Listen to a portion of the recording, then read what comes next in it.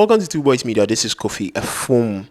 If you're someone who enjoys diaspora content, enjoys content from Ghana, enjoys the reactions that we do, we have on the table on this channel, which is mainly reactions and entertainment that we've started like some days ago. And you're also into this, and then this might be the channel for you. Kindly subscribe, like, and comment. So let's talk about why we are here today. So it's basically about how I was almost denied my ILR application. But before we go into that, let's look at the requirements and what the ILR is. ILR is indefinite leave to remain. Basically, you become a permanent resident in the UK, and you have to serve a specific number of years to be eligible to, apply for this ILR application. So basically, in the UK, you have to be living here lawfully for 5 years for you to apply for your indefinite leave to remain. Basically, that's it. And with the so for the requirements, you need a letter from your employer which states that you are needed for the foreseeable future, stating your contract, whether permanent or whatever, and all those bits. So basically, a letter to present to the Home Office. You will need your pay slip. It's just a month's pay slip and bank statement just to collaborate, making sure that the amount that is being stated as what's going into your bank account. You also obviously need your passport, your BRP, and if you have any supporting letters or documents, you need to submit that as well. And so let's clear this myth. Yeah, there's this that if you have 3 points and you apply for your ILR, you'll be denied. That's not true. So far as you haven't been served any court notice, you haven't been to court, and yeah, you should be all right. So far as you've paid for the amount, the penalty, and you've got your 3 points, you're good. You're not going to be denied. Yes. Another thing that you should also look at is you can add cover letters to your ILR application to make it, juicy. If I say juicy, what I mean is I have a colleague who, prior to applying, had like some few months for his COS to, um, you know, come to an end. So he added a cover letter stating that, oh, the Home Office, this is my predicament, or this is what I'm finding myself in. So if you could kindly expedite my application because my COS expires in the next 2 or 3 months. And though he did stand that, he got his application within a month. So you can always add a cover letter explaining or stating what documents you've added, all this. It just makes it like a bit juicy, as I said. So it's one thing that you could do as well. With the time for processing documents, I think we have three categories. We have the standard one, which the Home Office will say is up to 6 months. We have the priority service, which is 5 working days, but obviously you're going to pay an extra. The last time I did my ILR, it was like £500 more, and the super priority, I think that's £800. Yeah, and the standard one is basically like with appointments and everything. It will cost you like 3,000 or 3,100. It depends. Sometimes you can get a free appointment. So if you get a free appointment, it means you're not going to pay anything, but it's very hard to come by free appointment. So the probability of you paying for appointment is high. So you should factor that into the cost. So let's go to my story.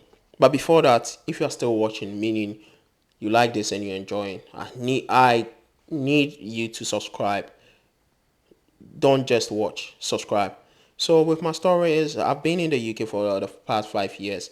I've been working in the NHS as a nurse for a while, for that duration of time, and I was due to apply for my ILR. And prior to applying, I got all my documents ready, my passport, my letter from employer, everything. I got everything ready. So did my application. I had to go in for the appointment because I didn't get a free appointment, so I had to pay for that. Went in, did my fingerprints, whatever, got it done, got it submitted. But prior to submitting, I cross checked everything, like triple, like countless times, and even after uploading the documents, I made sure I went to check that I've uploaded the right documents. I've done everything rightfully. So I went for my, appointment, and after a month, I got a letter from the Home Office stating that we are sorry, we can't. Your decision has been delayed due to you not providing your, what do they say, bank statement and pay slip to collaborate. And I was like, how? I did provide. I'm 100% sure I provided it. I even added a cover letter to the statement, my bank statement and pay slip, explaining, because what I've done for years is, on my ESR, what I've done is I've divided my salary into two. So I have an amount that goes into one of my bank accounts, and the rest goes into my main accounts. And this is just help. This just helped me keep track. Helps me in managing my account so well, because I know this amount goes into this account, which is for, like, spending, and the other one is just for saving. So I added a cover letter stating that I've divided my account into two. I even provided the ESR documents, just for them to see that I wasn't lying, because it wouldn't collaborate. Obviously, my pay slip will say maybe £1,000, and my bank statement will say the money I'm getting from my hospital is maybe £500. So I just broke it down in the cover letter stating that this is what I've done. I have this amount going in my account. I have a fixed amount going to this bank account every single month, and the rest goes into this account. Stated that, show the calculation for that particular month that I submitted. So I was very sure. So for them to send me that letter that I haven't submitted those two things was confusing.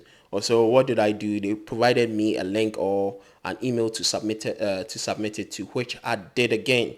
And normally it comes with an email that you should submit within 10 working days, and we are looking at, giving your decision as soon as possible. This, that. So I was very hopeful that in the next few weeks or something, I was gonna get it. Nah, bro, it didn't happen. This was when it became a long wait. I waited for 6 months, actually more than 6 months, 6 months and some few days. So it surpassed the date that they gave me. And as I was waiting, I felt a bit unwell. So things happened, and I got a letter from my GP that this is how I'm feeling. Obviously, I've been admitted for a while and I wasn't so well. So I need support mentally. I feel like I'm not stable and everything. So the GP, obviously, I explained what's going on with the Home Office. So he drafted a letter for me, sent me the GP was very helpful, sent me the letter, and I called Home Office, and they said they have this compassionate, this either you are going, you have urgency back home, you are going, or you urgently need to travel because of a medical condition, this. And I said, yes, obviously mine will fall under medical condition. So they created this thing for me. They created something for me and gave me a reference. And in a couple of days, I got an email telling me to submit my evidence and everything. And I submitted it. And they said, post submission, you're supposed to wait for 5 working days, and you're going to hear from the Home Office, because the decision making is based on whoever is, like, working on your case. It's case by case, so no one can give it. Bro, I waited for more than 5 working days. I didn't get any response. I called the Home Office again. They said that was not right. Ideally, if there is, like, they can't consider your compassionate whatever, they need to at least send you an email to state that, what do you call it, we can't because of this and that. So they re-escalated it, gave me another reference number. I followed up. If you guys don't know, if you work in the NHS or you're a health and care worker, there's a UKVI NHS team who those of us on the health and care worker visa can contact via email directly, and they will chase up our case for us. So if you don't know, we have that one there. I contacted them, told them about what was going on, me not feeling well and wanting to go home because I have weeks off because I'm not well. And they were like, I think they replied with an email like, um, hello, this.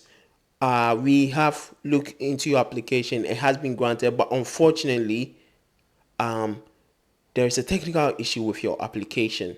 So we've escalated it to the technical team. So when I saw that, I was like, oh, good. It has been granted, but there's a technical issue. Bro, I chased this up.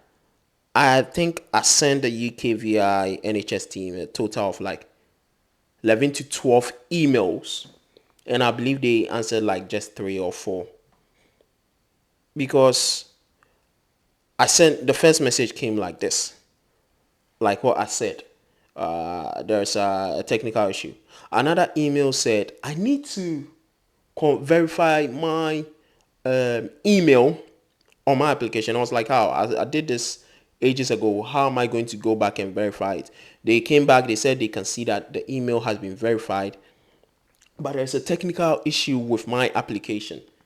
So they've escalated it to the the IT team.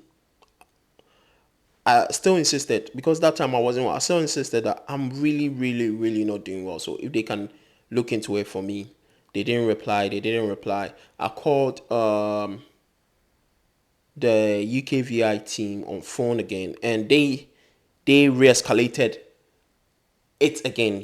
They re-escalated my obviously submitting a letter saying stating I'm not well and they should look. I still didn't get a reply. So up to that point, I've done like three escalations on the same single thing, and I've contacted the UKVI NHS team. I kept emailing the NHS team. I kept emailing them, no reply. So at that point in time, I realized, or I was thinking, if obviously I've got my decision granted, it shouldn't be easy for, I mean, it should be easy for them to contact me and tell me you've been granted back. This is the real issue. You understand? Like, there will be a proper email, not coming from just the NHS team, but it's come from the UKVI Home Office. You understand? I was expecting something like that because ideally, if the decision is going to be delayed due to certain factors, they will tell you. So I was thinking I wasn't going to be granted. So I was like, cool. What next can I do? I said I'll just wait till the time they gave me. So that day came and I didn't hear from them. So it was 6 months already. I haven't heard from them.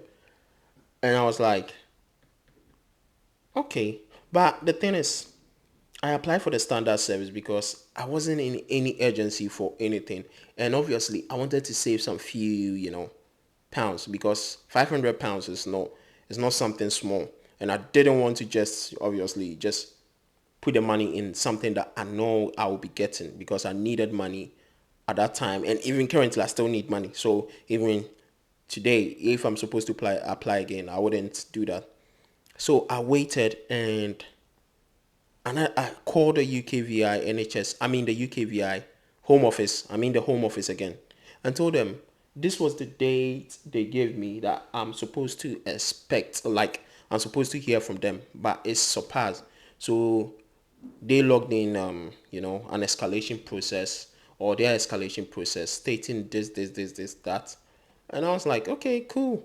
If that's the case, fine. I'll wait. I waited the whole week, surpassed nothing.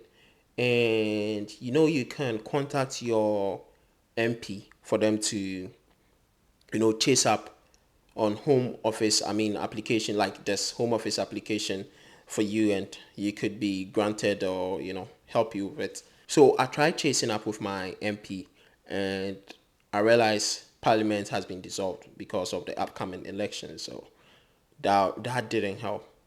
So I called the home office again, asked them, how do I go through this? Because I've escalated with them like 4 or 5 times and nothing is happening. So what should I do? And the guy was like, you can put in a complaint and go. And I was like, okay, fine. So I went to the complaint this thing, put in a long complaint stating how I'm working for the NHS, I've been sick, and I really need to go home. Even a letter has been submitted by my doctor telling them that mentally I wasn't okay and this. So I feel like I haven't been treated fairly. And upon submitting that, I think a couple of days, I had that message from the Home Office that this your application has been granted, this and that. And at that, I also stated in that complaint that I was like constantly, you know, sending emails to the UK via NHS team, and some of the emails, I stated the number of emails, they didn't reply back to me. So the day I got the decision that my application has been granted, the main application, that was the day the UK via NHS team, the UK via NHS team also sent me the email that it has been granted. So this is the Royal Mail reference number. The Home Office also sent it to me. If you are someone who is applying, if you don't want to wait for too long, opt for the 5 working days one if you have the money. But if you have no reason to, or you have no urgency, you can wait for 6 months because it's actually taking 6 months. This is your boy Kofi Ofum from Two Boys Media. Kindly subscribe and like.